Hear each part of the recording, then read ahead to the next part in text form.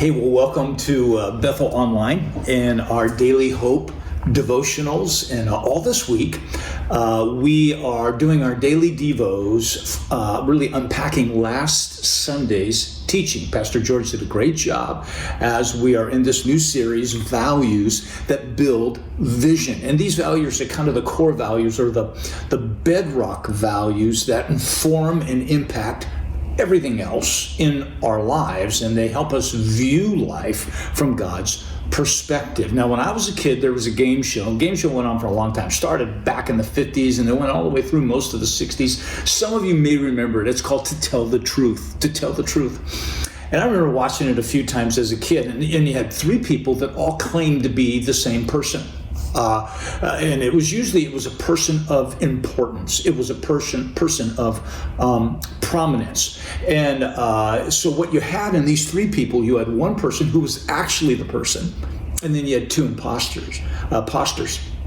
And then you had a panel of people, and they had to ask questions and figure out, okay, who's the real person, and then who's the imposter. And they had some really, really good imposters. Like they just stumped everybody. In the letter of Colossians, Pastor George spoke out of Colossians chapter 1's powerful letter, powerful chapter. Read the whole chapter. But the great apostle Paul, he wants to make sure that no one in the church there gets Jesus wrong, that no one confuses him with anyone else. No imposters. He wants them to know the real Jesus, and that there is none other like him. And just a couple of verses, I encourage you to read the whole chapter, but in chapter 1, verses 15 through 17, it goes this way. This is the New Living Translation.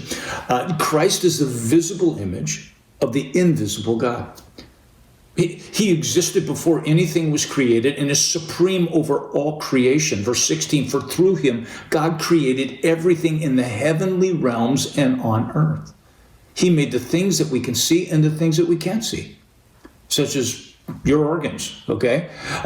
He says he gives examples, such as thrones, kingdoms, rulers, and authorities in the unseen world.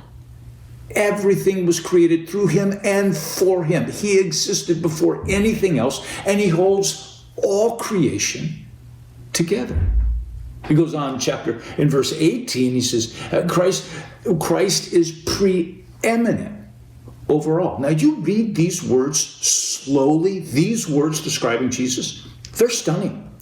They are remarkable. They are hard for us to wrap our head around because no person has ever been described this way.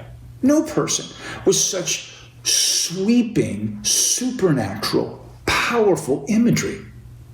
Paul wants his friends in the ancient city of Colossae to understand, man, there's only one Jesus.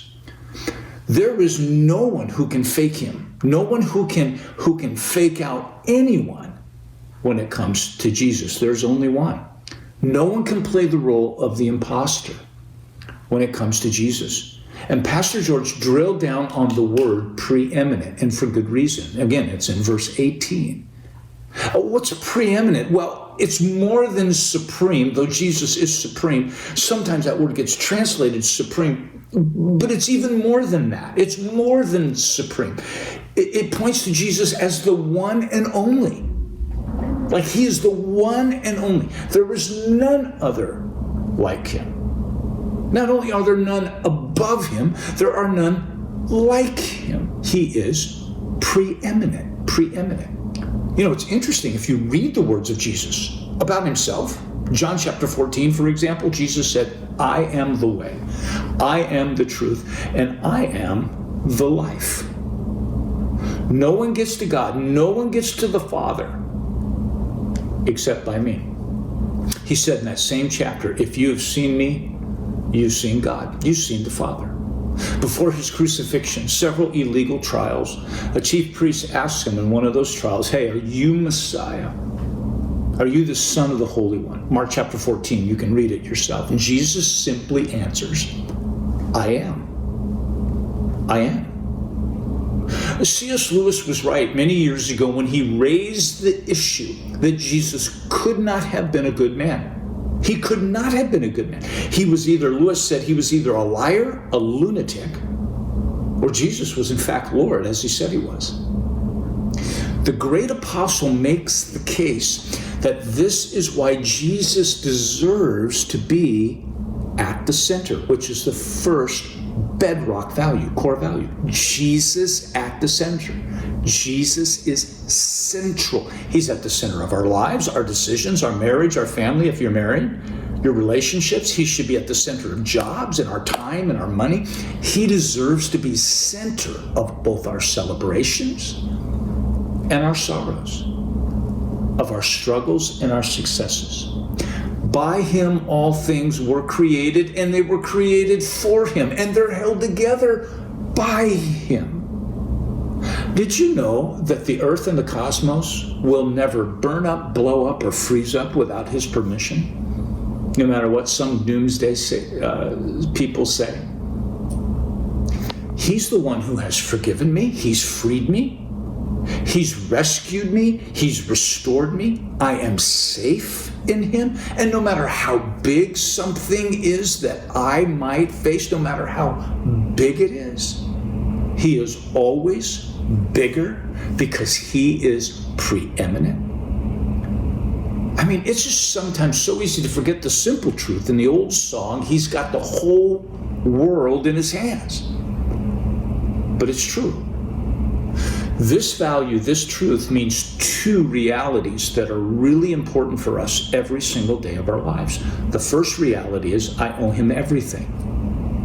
I owe him everything. I owe him my life. I owe him my full devotion. I owe him everything. I can trust him with everything. Everything. I can trust him with what seems impossible. I can trust him with the things I don't understand or confuse me or bother me or anger me. I could trust him with everything. There isn't anything he can't handle. Why? Because he is preeminent. He is the creator, he is the sustainer, he is the rescuer, savior, forgiver, and lover of our lives. He is the one and the only Jesus, the one that and only that deserves to be at the center of it all. Well, thanks for tuning in today to Bethel Church Online and Our Daily Hope. God bless you. Have a great week.